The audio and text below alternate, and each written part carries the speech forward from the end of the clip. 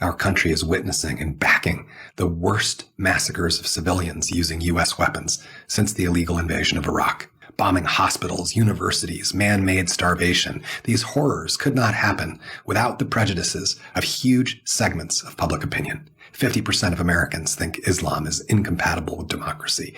49% of Germans, 48% of Britons, 42% of French. Across the entire Western world, an intense bigotry is openly practiced and expressed. It is a time of brutal anti-Arab and anti-Islamic persecution. The entire institutional Western establishment continues to back what the majority of global human rights organizations consider gross violations of international law and what most U.S. Democrats consider a genocide. And in turn, Muslims across the world have a negative impression toward the West, particularly our leaders, but not because of our freedoms or our way of life, but our bombs.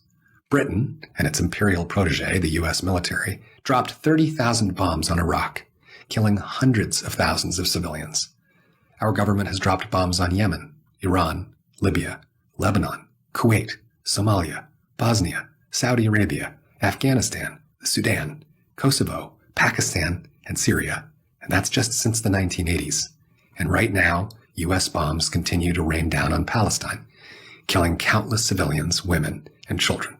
So-called Western governments have for too long been shameless in branding themselves the standard bearers of human rights, civility, the rule of law, religious freedom, and global leadership against the backwards and barbarous peoples of the rest of the world.